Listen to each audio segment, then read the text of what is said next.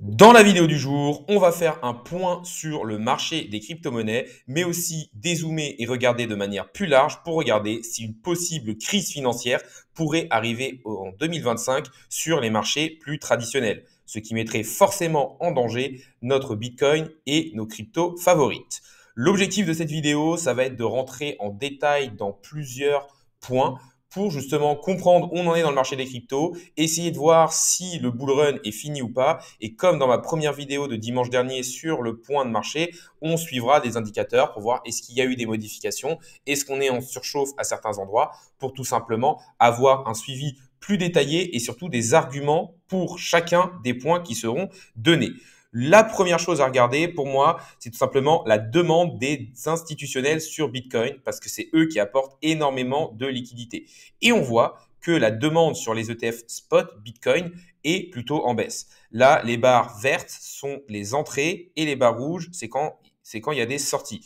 Et on voit que les entrées sur Bitcoin sont quand même sur une pente descendante depuis la fin d'année 2024. Bon, ça peut s'expliquer tout simplement par une stabilisation du prix du Bitcoin au niveau des 100 000 $, ce qui est une zone assez compliquée à gérer, et aussi par le fait que tout simplement les institutionnels se sont déjà positionnés et que maintenant ils attendent peut-être une confirmation de poursuite à la hausse du bull run avec justement un break de ce range dans lequel on est pour pouvoir se positionner. On a vu aussi pas mal d'éléments macroéconomiques qui mettaient un peu du doute sur les marchés, avec par exemple certaines décisions de Trump ou encore les possibles baisses de taux de la Fed qui ne se feront pas ou qui seront tout simplement moins élevées que prévu. Donc, l'objectif de tout ça, c'est de regarder un peu comment fonctionnent les institutionnels. Et on voit bien sûr qu'il y a de moins en moins d'inflows, ce qui peut montrer du coup une baisse de l'intérêt institutionnel sur les cryptos. Après, sur les ETF spot, on peut aussi avoir des personnes qui rentrent dessus et qui sont du retail. Mais on va dire que c'est quand même plus un outil qui est utilisé par les institutionnels qui prennent, entre guillemets, un peu de moins de risques et qui n'ont pas besoin d'avoir toute la gestion derrière.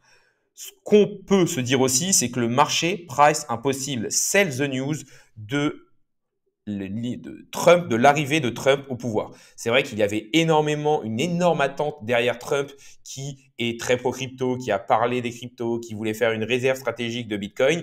Et du coup, souvent, le marché price avant que ça arrive. Et quand ça arrive, on a un possible sell the news. Donc, c'est possiblement ça aussi que price le marché avec cette baisse de l'intérêt institutionnel. Une bonne nouvelle, par contre, c'est que BlackRock augmente sa participation à 5% dans MicroStrategy. Et ce qui fait augmenter son exposition directement au Bitcoin. On sait que MicroStrategy est l'entreprise qui détient le plus de Bitcoin et qui ne font que acheter avec un prix de revient moyen qui ne fait qu'augmenter. Il y a le PDG de MicroStrategy, Michael Saylor, a une énorme confiance sur le fait que le bull run n'est pas terminé et que le Bitcoin atteindra 1 million de dollars. Donc ça montre quand même l'intérêt de BlackRock, le plus gros fonds au monde, pour le Bitcoin. Et si BlackRock pense qu'on va aller plus haut, c'est sûrement qu'on va aller plus haut, sachant qu'ils ont quand même une énorme puissance de frappe, même d'un point de vue marketing, entre guillemets. En effet, les plus gros et les plus puissants gèrent les journaux et les médias et peuvent donc mettre les nouvelles un peu qu'ils veulent sur les marchés pour les manipuler. Une autre chose qu'on va regarder, c'est les différentes news qu'on a. Les news sont plutôt bullish dans l'ensemble, avec Trump qui est quand même très pro-crypto. Il veut faire une réserve stratégique, mais on va dire que là encore, on a de l'incertitude. En fait, est-ce que Trump et le gouvernement américain vont réellement acheter les cryptos pour faire leur réserve stratégique ou juste garder ce qu'ils ont saisi, c'est-à-dire aux alentours des 200 000 bitcoins pour faire cette réserve stratégique. Moi, je trouve que dans les deux cas, c'est quand même quelque chose d'hyper intéressant. C'est-à-dire que, bien sûr, il n'y a pas de nouvelles entrées, mais le fait de faire cette réserve stratégique de manière officielle pourrait montrer l'exemple à beaucoup d'autres pays. Après, forcément, c'est plus bullish. Ils achètent directement des bitcoins en spot, sachant que les États-Unis ont un gros pouvoir pour pouvoir acheter beaucoup de bitcoins. Mais pour moi, c'est pas forcément obligatoire qu'ils le fassent tout de suite, sachant que les cryptos sont importantes, mais ne sont pas la priorité de Trump. La deuxième chose, c'est qu'on voit une régulation plus souple, principalement pour les projets américains, mais surtout le fait que Trump a demandé à son gouvernement de travailler sur une réglementation. Et c'est ce qui peut faire peur à certaines entreprises, c'est que le marché n'est pas vraiment régulé. Plus on va avoir de régulation et plus les entreprises auront un cadre légal dans lequel évoluer et auront donc la possible envie de rentrer. On a aussi une security exchange qui est plutôt pro-crypto et donc on sait qu'il y aura moins de bâtons mis dans les roues. Une autre chose, et là on va rentrer dans les news possiblement un peu plus négatif, c'est qu'on a une possible manipulation aussi du marché fait par la famille de Trump. On voit le fils de Trump qui tweet directement d'acheter de l'Ethereum, mais peut-être que c'est tout simplement soit pour distribuer les Ethereum qu'ils ont déjà. On l'a vu que dans le fond de la famille Trump, le World Liberty Financial, ils avaient quand même quasiment 200 millions de Ethereum, ou alors c'est tout simplement pour pouvoir en accumuler plus bas. Après, le fait que la famille Trump est quand même à fond avec 200 millions d'Ethereum, ça montre qu'ils sont quand même bullish pour la suite et que pour eux, le marché n'est pas encore fini ou à sa fin. Et autre truc négatif, c'est les taxes douanières que Trump a annoncées, principalement avec le Canada, le Mexique et la Chine. Mais pour moi, on va dire que c'est plus une mauvaise news court terme sur les marchés. L'objectif de tout ça, c'est tout simplement de dire de mettre ces différents pays en face des États-Unis et de leur dire on va renégocier des choses. L'objectif n'est pas de garder ça à long terme. On peut aussi se dire une autre chose intéressante, c'est que le marché price un possible durcissement au niveau des taux, avec possiblement plus qu'une seule baisse de taux sur 2025, alors que de base on était à plusieurs, on était redescendu à 2 avec Jérôme Powell, et ça c'est tout simplement parce que l'inflation et le chômage baissent. Donc, ça pourrait paraître bullish comme ça, mais en fait, c'est moins bullish pour les actifs à risque. Parce que si le chômage baisse, ça va sûrement faire remonter l'inflation. Et si l'inflation monte, la Fed ne pourra pas ou aura beaucoup de mal à continuer de baisser ses taux. Une autre chose très intéressante à regarder sur les marchés, c'est les liquidations. En effet, on sait que les plus grosses institutions, tous les échangeurs centralisés et les grosses baleines manipulent le marché grâce à des market makers. En effet, c'est un jeu déséquilibré. Les échangeurs centralisés connaissent exactement vos positions. Et là, on peut le voir, si vous allez sur CoinGlass, vous pouvez voir où sont les liquidations. Là, on voit un prix du Bitcoin aux alentours des 97 000 $. Et on voit qu'il y a pas mal de personnes qui ont parié à la hausse. Et du coup, ça a fait des liquidations en dessous. Si vous voulez, quand vous pariez à la hausse, vous allez prendre ce qu'on appelle un long sur les marchés. Et du coup, souvent, vous mettez du levier. Et ça met soit vous mettez des stops, soit ça met des prix de liquidation plus bas. Parce que si vous êtes liquidé en ayant parié à la hausse, ça va vous forcer à vendre au marché. Et du coup, c'est ça souvent qui font des cascades de liquidation. Si vous regardez ma vidéo de dimanche dernier, je vous avais dit, le Bitcoin était aux alentours de 98 000 $ et on avait pas mal de grosses zones de liquidation aux alentours qui descendaient jusqu'à 97 000 $. Je vous avais dit, il y a moyen qu'on baisse sur le Bitcoin pour aller chercher au moins ces zones et peut-être repartir après. Ben là, une semaine après, on voit qu'on a eu cette baisse et qu'on est légèrement en dessous des 97 000 $. Donc, ils ont pu venir chercher justement les zones de liquidation qu'on avait. Là, on voit qu'il y a encore pas mal de zones de liquidation qui sont mises en dessous, ce qui me fait dire, en tout cas à court terme, que le marché ne va pas repartir directement parce qu'il y a des intérêts pour les market makers et pour les échangeurs d'aller taper ces zones, décharger le train pour payer le moins de personnes si le marché part à la hausse. L'objectif, c'est de venir taper toutes ces zones. On voit qu'on peut descendre quand même aux alentours des 94 500 $ pour venir prendre des liquidités et après, on peut repartir à la hausse. L'objectif, c'est juste de prendre de l'argent un maximum et de décharger le train pour que il n'y ait pas beaucoup de personnes qui gagnent de l'argent quand on part à la hausse. Si la majorité du marché parie à la hausse, souvent, ça part à la baisse. On a aussi vu que lors de la grosse capitulation sur les marchés, principalement crypto, on avait eu la plus grosse liquidation de l'histoire qui se situe entre 3 et 10 milliards de dollars. Ça a été tellement énorme que ça a été compliqué de regarder et d'avoir les vrais chiffres. Mais c'est vrai que un seul échangeur ayant fait plus de 2 milliards de dollars, on se dit qu'avec des Binance et tout, on est sûrement à 10 milliards de dollars à liquider en une seule journée. Donc, on va dire que si on dézoome un peu, pour moi, on peut repartir parce qu'on a quand même bien déchargé le train avec ces grosses liquidations et que c'est quand même la chose à surveiller. Maintenant, à court terme, je vois quand même qu'il y a pas mal de liquidations qui se mettent en dessous du prix actuel du Bitcoin. Et ça veut dire que les personnes ne sont pas encore déprimées et qui croient que le marché va repartir à la hausse. Et c'est souvent quand il y a que des liquidations au-dessus que là, les personnes se disent « Ok, je parie à la baisse parce que je n'y crois plus », que le marché les prend à contre-pied. Une autre chose à regarder qui est importante, c'est la liquidité sur les marchés. Ce qui fait qu'on a eu des bull runs en 2017 et en 2021 énormes, c'est tout simplement qu'il y a eu une grosse impression monétaire et du coup que les marchés étaient soutenus par les différents gouvernements. on a vu, surtout au Covid, énormément d'impressions monétaires pour soutenir l'économie. Et du coup, beaucoup de cet argent a ruisselé sur les marchés et a permis de faire d'énormes gains. Et là, ce qu'on voit, c'est que les institutions financières investissent plus sur les actifs risqués depuis 2023, avec une baisse de l'argent mis dans les bonds américains qui sont connus pour être le taux sans risque. Cela peut s'expliquer par différentes choses. On a la baisse des taux qui ont amené plus de traction sur les actifs à risque. En effet, si vous avez un taux sans risque américain à 6 ou 7%, vous n'avez aucun intérêt à aller prendre du risque parce que tout simplement, on voit que les marchés américains payent en moyenne à 9 à 10% en prenant plus de risques. Par contre, si le taux sans risque baisse et se rapproche des 1 ou 2%, là, les personnes vont se dire on va aller chercher du rendement sur les marchés américains parce que le delta entre les deux rendements est plus élevé. Là, vous avez l'évolution des en fait, là, vous avez un peu la liquidité de la Fed, à savoir est-ce que les bonds sont beaucoup achetés ou pas. Et on voit que depuis 2023, ça n'a fait que baisser. Donc, les institutions ont principalement récupéré du cash et sont sur les marchés à risque. Si c'est quelque chose à surveiller, si on repart à la hausse là-dessus, cela pourrait être un indicateur de top. En effet, le début de la hausse correspond souvent à la reprise des marchés actions et crypto. Ça, c'est au niveau des taux. Mais là, en fait, si on voit que les institutions financières remontent dans les bonds, ça veut dire qu'ils cherchent à se dérisquer. On peut aussi aller voir ici l'évolution des obligations du gouvernement américain sur 10 ans.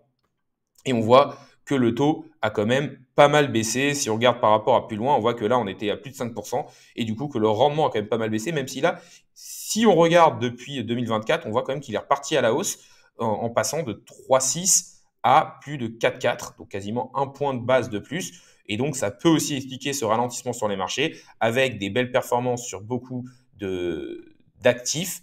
Pour simplement, les grosses institutions ont possiblement pris des profits. Les reverse repo que je vous ai montré juste avant, qui sont au plus bas, c'est quand même quelque chose qui montre que les instituts sont plus dans les marchés à risque pour le moment. Et ça, on va dire que c'est quand même bullish, même si on a vu sur les dernières semaines qu'il y avait quand même l'or qui faisait un plus haut historique. Et c'est vrai que l'or étant un actif refuge, ça montre quand même que les marchés sont un peu sont quand même un petit peu dans le doute. Mais il faut se dire aussi qu'il y a moins d'impression de liquidité des banques centrales et ça va forcément faire en sorte que les risques on, donc que tout ce qui est actions et crypto, prennent moins de valeur. Une autre chose intéressante à regarder, c'est tout simplement la cyclicité des cryptos. Donc, tout simplement, on a des bull runs qui pour l'instant sont rythmés par des cycles de 4 ans, rythmés par le halving et surtout par la psychologie des foules. Si on se dit que ça se passe exactement pareil, on devrait avoir un top du bull run crypto en octobre 2025. Et tout simplement, ça nous montre plusieurs choses. Ça nous montre qu'on a encore du temps en termes de temporalité et aussi du temps en termes de prix sur le Bitcoin. Après, c'est vrai que là, on est dans un marché assez spécial où on a une espèce de décorrélation où Bitcoin et certaines crypto-monnaies comme par exemple Solana ou Sui arrivent à bien résister et les altcoins se font littéralement déchirer, même notre cher Ether. Après, il y a certains éléments qui peuvent nous dire qu'on a déjà fait le top du bull run, comme le fait qu'on ait déjà fait des gros multiplicateurs en passant de 15 000 $ à plus de 100 000. Mais pour moi, je ne pense pas parce que le fait qu'on travaille aux alentours des 100K, c'était quelque chose qui, d'un point de vue psychologie des foules, était très attendu. Vous pouvez le voir dans différentes vidéos que j'ai fait, mais même d'autres youtubeurs en ont parlé. Souvent, quand on arrive sur les chiffres ronds, que ce soit les 100 $, que ce soit les 1000 $, les 10 000 $ ou les 100 000 $, à chaque fois, il y a eu du travail, il y a eu de la temporalité passée dessus pour justement faire craquer les personnes d'un point de vue psychologique. Une autre chose qui est quand même à surveiller et qu'il faut regarder, c'est l'évolution de cette Bitcoin dominance. Pourquoi ça passe pas sur les altcoins? Parce que Bitcoin est trop fort. Depuis mai 2021, la Bitcoin dominance ne fait qu'augmenter en étant passé de 40% à 61%. Ça veut dire que pour l'instant, on est dans les actifs à risque, mais pas les plus risqués. C'est-à-dire que quand on va dans les actifs à risque, on va sur le Bitcoin, mais que pour l'instant, la liquidité ne se déverse pas. Après, pour l'instant, si on suit encore la cyclicité des différents bull runs, souvent vers la fin du bull run, on a une chute de cette Bitcoin dominance qui pourrait apporter beaucoup de liquidité sur les crypto-monnaies. Après, allez quand même voir une de mes précédentes vidéos où je vous parle justement du fait que l'alcohol season pourrait être différent et qu'il faudrait possiblement choisir les leaders de narratifs plutôt que de trop s'éparpiller parce qu'il y a de plus en plus de crypto-monnaies et que la liquidité ne servira pas à les faire tous monter. Un sixième point, c'est simplement de regarder le prix de production du Bitcoin et comment les mineurs se comportent. On a vu quand même que les mineurs de Bitcoin ont fortement diminué et ont vendu pas mal de leurs Bitcoin. Donc ça veut dire plusieurs choses. De un, il y a eu le halving, donc le prix de production moyen d'un Bitcoin a augmenté. Et de deux, il se disait que là, le Bitcoin était à un prix sur lequel on pouvait commencer à vendre énormément les crypto-monnaies. Souvent, ce qu'ils font, c'est qu'ils essayent de garder un maximum leur Bitcoin lorsque le prix est bas et ils redistribuent vers le haut. C'est quand même des acteurs du marché qui sont très bien renseignés. Donc, on a aussi vu que le début de l'année 2025 a été réduit il y a une réduction des mentes, c'est-à-dire qu'ils croient possiblement à un retour de bull run, surtout qu'on voit que actuellement, miner un Bitcoin coûte très cher. Là, c'est le hash rate, donc si vous voulez, c'est la difficulté de minage qui montre la sécurité du réseau et on voit qu'elle ne fait que augmenter. Ça veut dire que pour l'instant, il n'y a aucun mineur qui est en train de débrancher et que ça coûte très cher de tout simplement miner un Bitcoin. Pour moi, il y a une chose très importante à regarder, c'est tout simplement que le prix de production actuel d'un Bitcoin est aux alentours de 35 000 $ et que ça ne débranche pas et on ne vend pas. Donc ça veut dire qu'on croit en un futur bull run, surtout avec la réduction qu'on a vue sur 2025 au niveau des crypto-monnaies. Maintenant, une autre chose à regarder, là c'est simplement le graphique qui vous montre les réserves des mineurs et on voit qu'il y a eu un pic ici et qu'ils ont vendu sur le rebond qu'on a eu. Donc pour l'instant, des réserves qui sont clairement au plus bas. Donc les mineurs sont en train de réaccumuler tranquillement des cryptos actifs. Il faut se dire aussi qu'en 2028, le prix de production d'un Bitcoin sera aux alentours des 70 000 $ minimum. Et donc, on devrait aller bien plus haut sur le prix du Bitcoin parce que souvent, on va vraiment beaucoup au-dessus du futur prix de production dans le top d'un bull run, souvent 2 à 3 fois plus. Donc, ça pourrait nous dire un prix aux alentours des 140, 150 000 $ pour un top de bull run. Parce que justement, après, on a souvent des baisses lors du bear market et qu'on vient souvent se positionner aux alentours de ce prix. C'est vrai que ce prix de production permet de savoir si le Bitcoin est sous-coté ou sur-coté. Et c'est vrai qu'avec un prix de production actuel aux alentours des 35-40 000 $, oui, le Bitcoin est actuellement surcoté, mais je pense quand même qu'il peut aller bien plus haut. Une autre chose qui est importante à regarder, c'est que les Magnificent 7, donc les 7 plus grosses capitalisations du marché américain, sont quand même très surévaluées avec un risque de concentration énorme du S&P 500. C'est-à-dire que ces 7 valeurs-là, donc Apple, Nvidia, Microsoft, Amazon, Google, Meta, représentent une énorme partie du marché global du S&P 500 global. Et surtout, il y a un phénomène qu'on voit principalement sur Apple, c'est que ces grosses entreprises ont énormément de cash. Et du coup, qu'ils utilisent ce cash pour racheter leurs propres actions pour maintenir leur cours à la hausse. Et ce qu'on voit aussi, c'est un essoufflement de leurs ventes. C'est-à-dire que Apple continue à beaucoup vendre, mais que la croissance de ses ventes est de plus en plus faible. Et ça veut dire que Apple va avoir de moins en moins de cash dans les années à venir, si ça continue comme ça.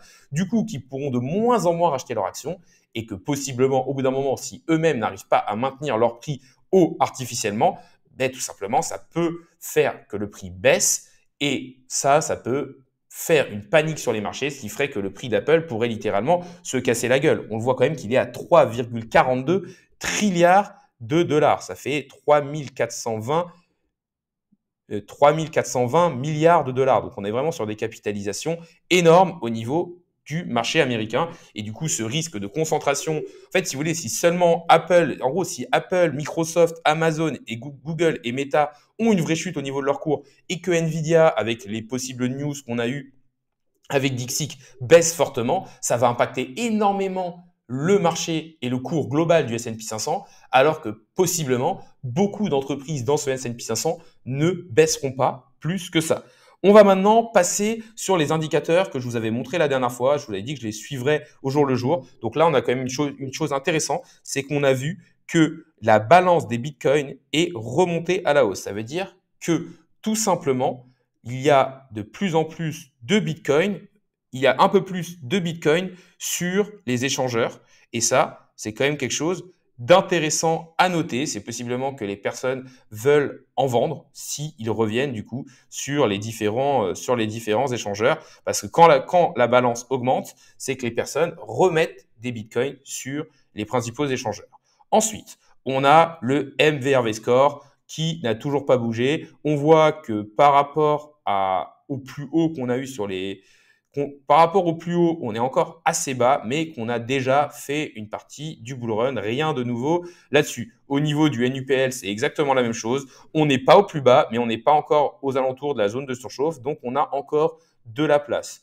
Maintenant, si on parle du Bitcoin Momentum Oscillator qui a été fait par Prof Chen, on voit que sur les plus hauts, on se rapproche du 1 et que là, on a encore un peu de marge.